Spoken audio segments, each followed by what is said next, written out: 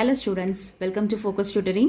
So இந்த video 10th standard studentsக்கு இது வந்து இன்னைக்கு நம்ம வந்து தியரம் பார்க்கலாம். First theorem BPT theorem. இது வந்து ரொம்ப இம்பார்ட்டண்ட்டான தியரம். மொத்தமாக இந்த சாப்டர் நம்பர் 4 இது. இந்த சாப்டரில் வந்து மொத்தம் 6 தியரம்ஸ் இருக்குது. இந்த 6 தியரம்ஸும் ரொம்ப இம்பார்ட்டன்ட் அண்ட் ரிப்பீட்டட் கொஷின்ஸ் இதெல்லாமே.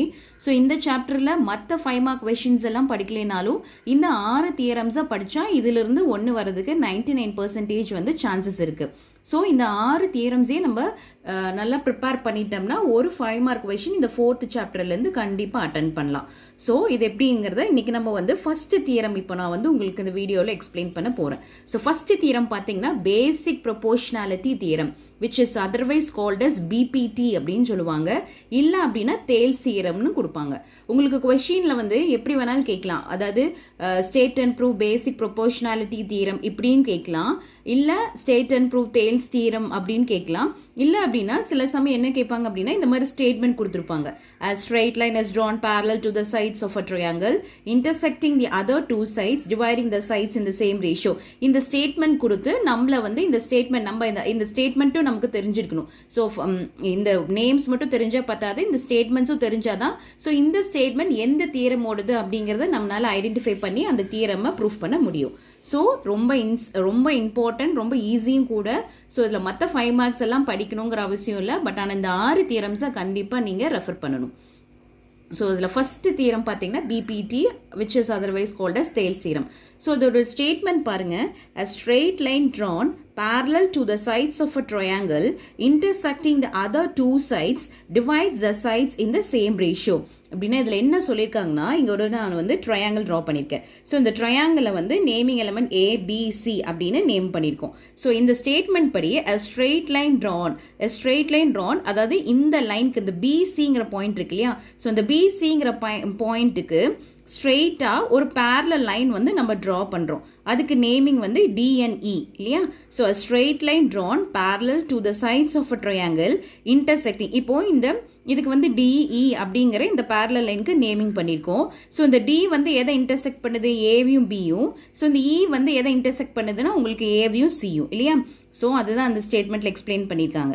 A straight line drawn parallel to the sides of a triangle intersecting the other two sides divides the sides in the same ratio.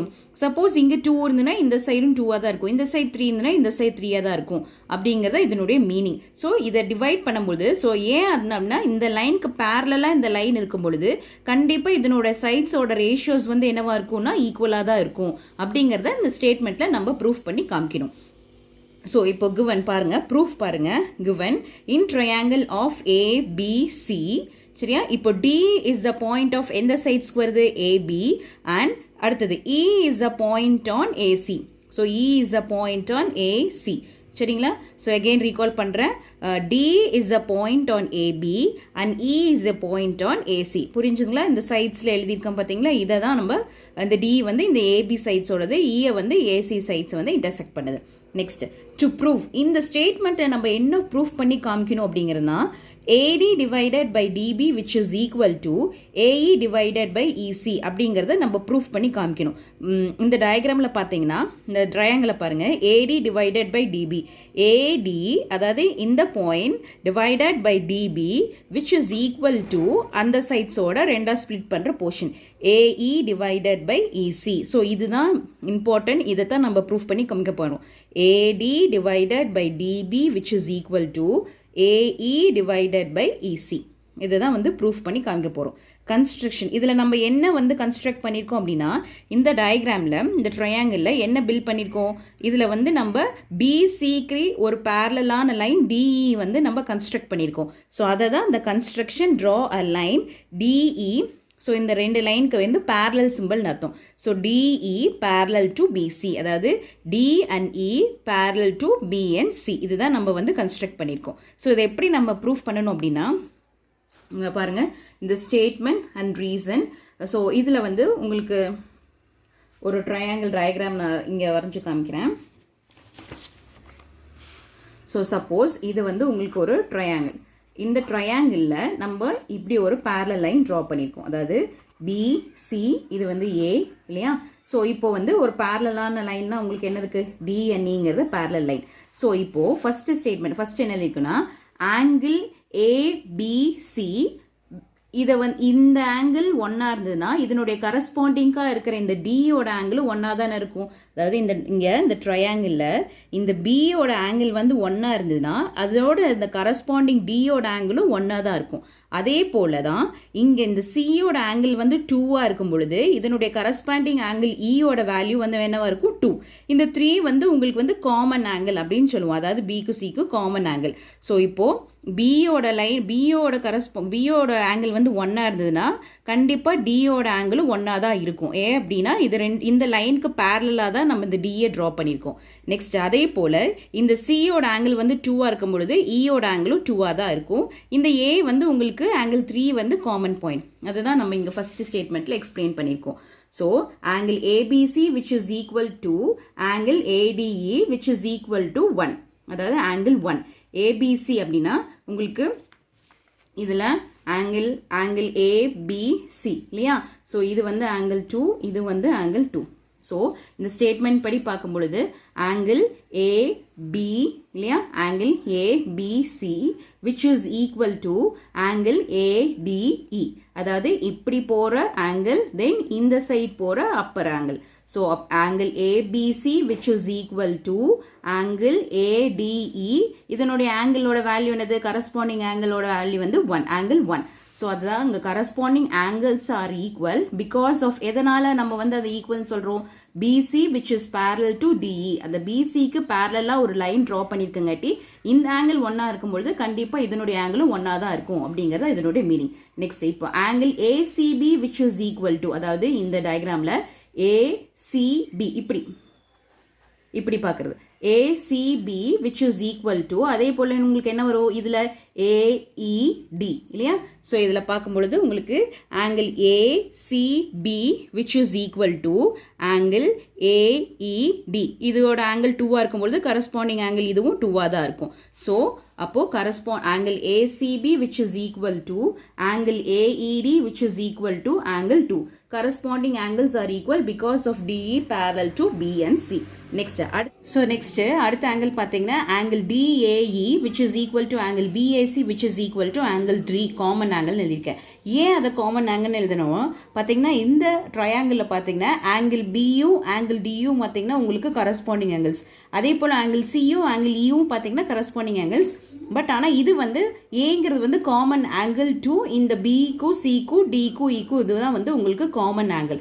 So அதனால தான் angle DAE which is equal to angle BAC which is equal to angle 3 common angle. So இந்த triangle of ABC, அதாவது இதில் triangle of ABC is similar to triangle of ADE. அதாவது இந்த ABC is similar to triangle ADE. So by அது வந்து என்ன ப்ராப்பர்ட்டினா by angle AAனா angle property by common angle காட்டி by AAA similarity. So அப்போ உங்களுக்கு எப்படி நீங்கள் ஸ்ப்ளிட் பண்ணலாம் அப்படின்னா இந்த இதில் பாருங்க AB divided by AD which is equal to, அதே போல் இந்த சைட்ஸில் பார்த்தீங்கன்னா AC divided by AE. புரியுதா? இது வந்து ஏன் அப்படின்னா கரஸ்பாண்டிங் சைட்ஸ் ஆர் ப்ரொபோர்ஷனல், அதனால தான் உங்களுக்கு வந்து இப்படி எடுக்கிறோம். அதாவது AB divided by AD corresponding angles இது, அதனால corresponding சைட்ஸும்.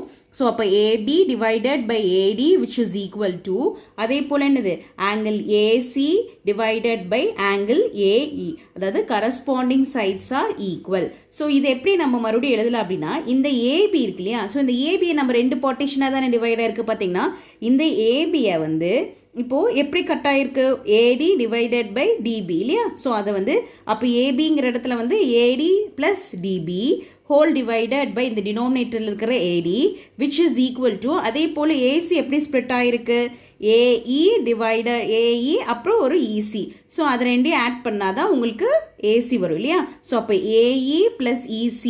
So AE plus EC divided by கீழே இருக்கிற டினாமினேட்டரில் இருக்கிற ஏஇ.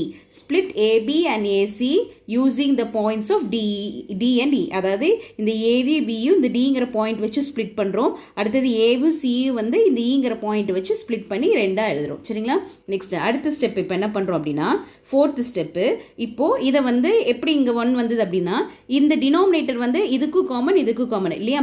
ஸோ அது வந்து ஏடி டிவைடட் பை ஏடி ப்ளஸ் அடுத்தது என்ன எழுதுவோம், டிபி டிவைடட் பை ஏடி. அப்போ உங்களுக்கு ஏபி அண்ட் ஏடி வந்து கேன்சல் ஆயிரும். அப்போ அங்கே எதுவுமே இல்லைன்னா என்ன அர்த்தம், 1.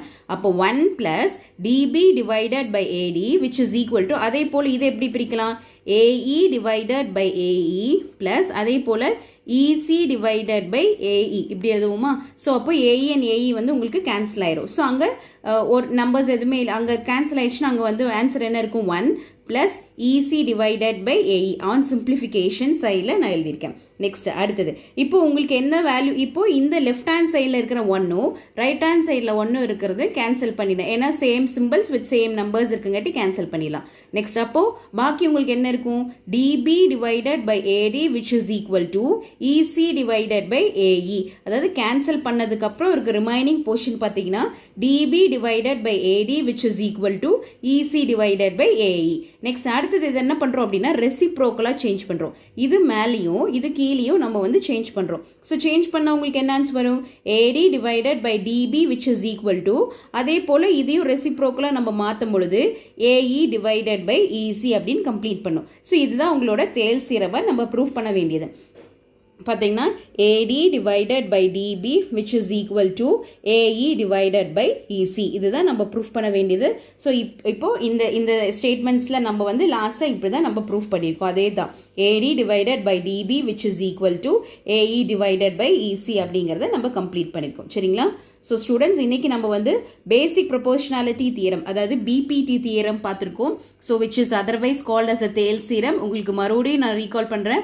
கொஷினை வந்து உங்களுக்கு பிபிடியும் கேட்கலாம், இல்லை தேல்ஸ் தியரமும் கேட்கலாம், இல்லை இந்த ஸ்டேட்மெண்ட்டை கொடுத்து நம்மளை ப்ரூஃப் பண்ண சொல்லி இதை நம்ம தான் இதை அனலைஸ் பண்ணணும். இது எந்த ஸ்டேட்மெண்ட் கொடுத்தாங்கன்னா இது பேசிக் ப்ரொபோர்ஷனாலிட்டி தியரமா அப்படின்னு நம்ம தான் ஃபைண்ட் அவுட் பண்ணணும். ஸோ அப்போது உங்களுக்கு இந்த நேம்ஸ் மட்டும் தெரிஞ்சால் பார்த்தாது, இதையும் நம்ம வந்து தெரிஞ்சிருக்கணும். இந்த ஸ்டேட்மெண்ட்டையும் நம்ம பை ஹார்ட் பண்ணணும். ஸோ மொத்தமாக இதில் வந்து 6 தியரம்ஸ், நான் முன்னாடியே சொன்ன மாதிரி 6 தியரம்ஸ் இருக்குது. ஸோ இந்த 6 தியரம்ஸ்லேருந்து ஏதாவது ஒரு 5 மார்க் கொஷின் கட்டாயமாக வரும். ஸோ இந்த தியரம்ஸை இன்னைக்கு நம்ம வந்து தேல்ஸ் தியரம் பார்த்துருக்கோம். ஸோ ஐ ஹோப் இது வந்து உங்களுக்கு யூஸ்ஃபுல்லாக இருக்கும்னு நினைக்கிறேன். ஸோ நம்ம சேனல் இதுவரை சப்ஸ்கிரைப் பண்ணாத ஸ்டூடெண்ட் சப்ஸ்கிரைப் பண்ணுங்கள். உங்களுக்கு பிடிச்சிருந்ததுன்னா லைக் பண்ணுங்கள், உங்களோட ஃப்ரெண்ட்ஸ்க்கும் ஷேர் பண்ணுங்கள். தேங்க்யூ.